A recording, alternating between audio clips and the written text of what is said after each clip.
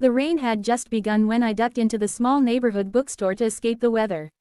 I wasn't looking for anything in particular, just a few quiet minutes before driving home after another long day at work. The familiar scent of old paper and fresh coffee filled the air, reminding me of simpler days I hadn't thought about in years. As I wandered through the history section, a soft voice behind me said my name. Daniel. I turned around, surprised. Standing only a few feet away was the last person I expected to see. Mrs. Carter. She smiled warmly, though there was a hint of disbelief in her eyes. I almost didn't recognize you. For a moment, neither of us spoke. The years had changed us both.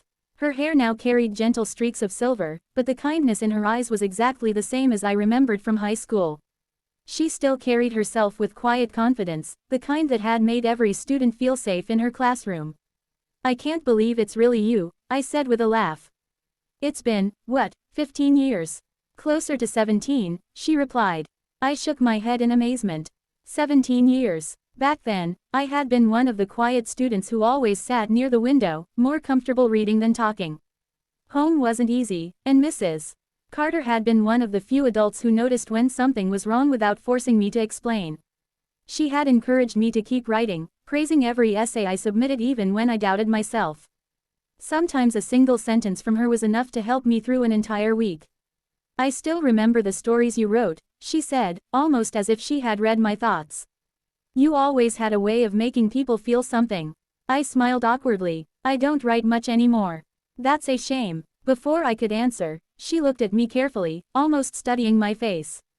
Then she smiled with a mixture of pride and surprise. You're not a boy anymore. The words caught me completely off guard. For a second, I didn't know how to respond. She quickly laughed, realizing how unexpected it sounded. I don't mean that the way it came out, she said. I mean, when I taught you, you looked so uncertain about everything. Now I see someone who's confident. Someone who's found his place. I let out a quiet breath. I've had a lot of help along the way. She nodded knowingly. Sometimes life teaches lessons no classroom ever could. Outside, the rain continued tapping gently against the windows as we walked toward the cafe inside the bookstore. Neither of us seemed in a hurry to leave. Over coffee, we talked about old classmates, teachers who had retired, and memories that had somehow survived nearly 2 decades. She told me she was teaching only part-time now and mentoring new teachers instead of managing a full classroom. It's less exhausting, she admitted with a smile. Though I still miss seeing nervous freshmen grow into confident adults. I chuckled. I guess I'm proof that sometimes it works. She looked at me thoughtfully, her smile growing softer. You know, she said quietly, I always believed you'd become someone remarkable. Those simple words meant more than she probably realized. After all these years, hearing encouragement from the teacher who had once believed in me before I believed in myself felt like coming home. The cafe inside the bookstore was quiet, with only a handful of customers scattered among the wooden tables. Rain continued to fall outside, blurring the windows into soft shades of gray. Daniel and Mrs. Carter settled into a corner booth, each holding a steaming cup of coffee. For a few moments, they simply enjoyed the comfortable silence. It's funny, Daniel said with a smile. I used to think teachers disappeared after graduation. Mrs. Carter laughed. Trust me, students think we live at school. I honestly wondered what happened to you. I stayed longer than I expected, she replied. Teaching became more than a job. It became part of who I was. Daniel nodded. You made a difference to a lot of people. She looked down at her coffee before answering. I hope so. After a pause, she asked, what about you? What happened after college? Daniel leaned back in his chair.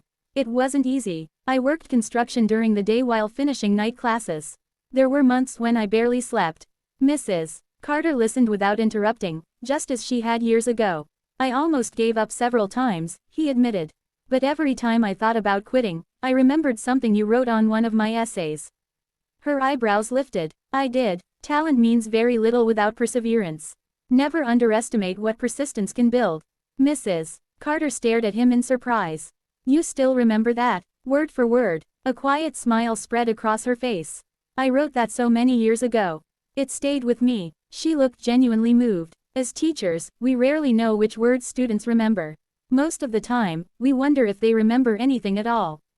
Daniel smiled. I remembered more than you think. He told her how he had eventually started his own architectural design company with 2 close friends. The business struggled during its first few years, but slowly earned a reputation for restoring historic buildings instead of tearing them down.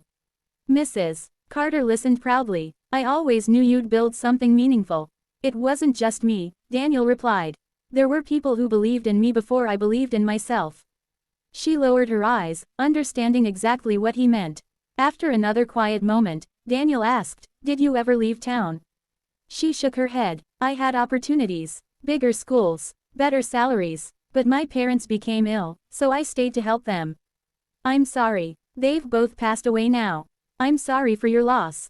Thank you. Her voice remained calm, but Daniel noticed the sadness that still lingered beneath it. I kept teaching because it gave me purpose, she continued. Every new group of students reminded me that life keeps moving forward. Daniel admired her resilience. You always seem stronger than everyone else. Mrs. Carter smiled gently. I wasn't. I simply learned not to let fear make my decisions. Her words sounded less like advice and more like experience. Just then, the cafe lights flickered as thunder rolled outside. Both of them laughed. Some things never change, Daniel said. Storms always seem to follow us. She tilted her head. You remember the power outage during your sophomore year? Of course. You stayed after class to help me organize books by flashlight. Daniel chuckled. I completely forgot about that. I didn't. She looked at him with an expression that was difficult to read, part nostalgia, part gratitude. There were many students over the years, she said softly, but some are impossible to forget. Daniel felt an unexpected warmth in his chest. For the first time since they had met again, he realized this reunion meant just as much to her as it did to him. It wasn't simply a former teacher meeting an old student. It was two people reconnecting after nearly 2 decades, discovering that the encouragement, kindness, and respect they had shared all those years ago had quietly shaped both of their lives in ways neither had fully understood until now. The rain had finally begun to ease, leaving tiny droplets clinging to the bookstore windows. The afternoon crowd had grown quieter, and the cafe felt almost private. Daniel glanced at his watch, surprised that nearly 3 hours had passed. I didn't expect to spend my afternoon talking about high school, he said with a laugh. Neither did I, Mrs. Carter replied, but I'm glad we did. As they stood to leave, Daniel noticed her hesitate while reaching for her handbag. A few books slipped from her arm and scattered across the floor. Let me help. He quickly gathered them before anyone else could react. Thank you, she said softly. He noticed one of the books was about creative writing. You still teach writing workshops? Every Saturday, she answered. Mostly for teenagers who don't believe they're good enough. Daniel smiled. Sounds familiar. She smiled back. I suppose it does. As they walked toward the bookstore entrance, they passed a display board filled with handwritten notes from readers. One message caught Daniel's attention. One encouraging sentence can change someone's entire future. He stopped walking. I think that's true. Mrs. Carter followed his gaze and quietly nodded. I've seen it happen. Daniel looked at her. It happened to me. For a moment, neither of them spoke. Finally, he said, can I tell you something I've never told anyone? She gave him the same patient expression she had worn in her classroom years ago. Of course. He took a slow breath. When I was 16, things at home were falling apart. My dad had left, my mom was working 2 jobs, and I honestly thought about dropping out of school. Her face softened. I didn't know it was that bad. I tried to hide it. You did. The day I came into your classroom after failing that history exam, I expected you to be disappointed. Instead, you asked if I was okay. She remembered immediately. You wouldn't answer. I couldn't. He looked down before continuing. But when class ended, you handed back my essay with a small note. His voice became quieter. The world needs your voice. Don't give up on yourself. I still have that paper. Mrs. Carter covered her mouth, tears beginning to form in her eyes. You kept it. It's framed in my office. For several seconds, she couldn't speak. When teachers write comments like that, she finally whispered, we never imagine they'll survive longer than the school year. They can survive a lifetime.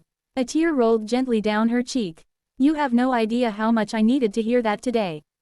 Daniel frowned slightly. What do you mean? She gave a small, embarrassed laugh. I've been thinking about retiring completely.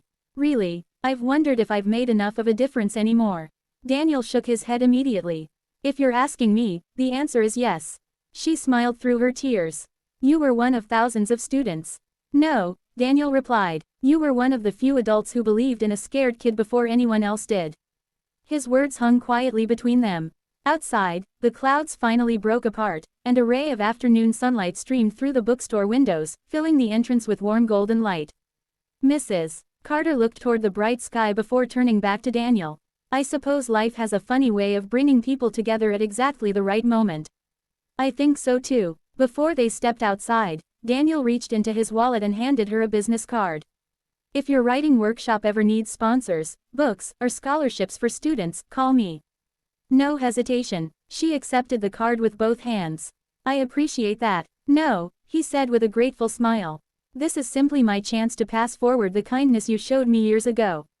As they walked out into the fresh air, neither of them knew whether they would meet again soon. But both understood that their unexpected reunion had given them something priceless, a reminder that simple acts of encouragement can echo across decades, quietly changing lives in ways that neither the giver nor the receiver can fully measure.